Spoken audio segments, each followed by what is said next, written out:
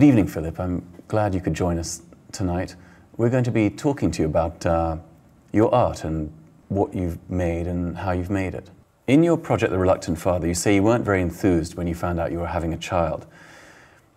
Even though you end with an apology, do you worry about your daughter's reaction when she can actually read the book and see what you've said? Well, I've thought about that, but because I'm such a wildly narcissistic, self-centered artist, it didn't occur to me till after I'd done the project. I don't worry about it because at the end of the book, it's very clear that I love her and she will have grown up with the idea of a father who always loved her. I mean, that confusion happened in the first year or two of her life when she was sort of a single-cell protozoa, so she was not, I don't think she's going to remember me not liking her screaming. And hopefully she'll have developed a good sense of humor by then. And what has having a child taught you about yourself, and has it changed you in any way? I remember when Lulu was born, and this is a weird thing to say, but I was looking at her thinking she's going to see me die. You know, when I'm 50, she'll be this old, and when I'm 60, she'll be this old. And I know that's kind of a weird thing to say, but I became very aware of my mortality. Has experiencing death taught you anything in particular? Well, it's as miserable as you think it's going to be, I guess. I don't know. I'm not sure. Your parents cast a very large shadow over you, and when they die, that shadow vanishes, and you see the things they've left you.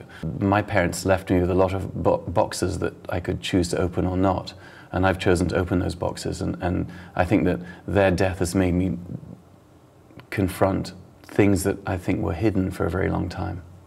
The photographs in Days of My Father show you very emotionally exposed. Do you ever question whether you wanted something this personal to be shared? I guess I have no qualms in sharing anything, really, because I think I mean, if you're going to make art, you have to be entirely comfortable with the idea of nudity. And I'm not talking about me not wearing trousers, I'm talking about the idea of being really unashamed about talking about whatever you want to talk about. I mean, that's the only way any art will ever be true, is if it's, and real, is if you make it and you're unafraid of what you're making. How much bullshit exists in the art world today? If you go and read an artist statement in a gallery, more often than not it makes no sense at all. They're written in this kind of incredibly dense, impenetrable language that builds a wall around the art. It makes the art inexplicable to someone who's not a curator or not a gallery owner or not in the art world. It's marketing material to say to the curator, look at all this stuff, all that I'm referencing. It makes me and my art serious. It makes me a serious artist. And I really take umbrage with that idea. So I'm working on a project that tries to break that apart a little bit. I wish that art was freer in some way or less bound. Your series, Kim Jong-Phil, portrays you as a dictator. And you've said that being an artist is kind of like being a dictator. Do you think that being an artist leads to an inflated sense of self at all? I think it depends on your level of success. I think what happens when you're successful is success develops a very strong gravitational pull, and it can pull you in, and then you end up inside your own arse. You think you're fantastic and great. I think about that a lot in the context of artists and singers, for instance.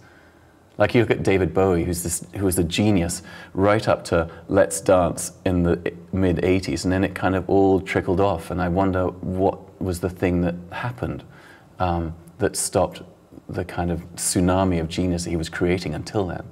And it seems to happen a lot with artists, so I'm very curious and terrified of the thing that makes you stop being good. Do you think you have to take risks to be successful?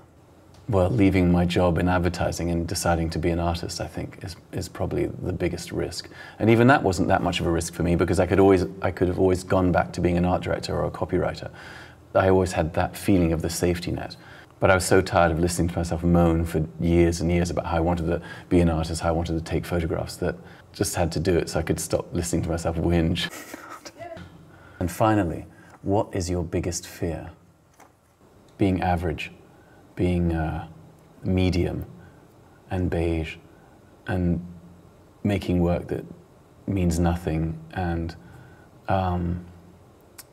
realizing that when I'm 65 or something, I think.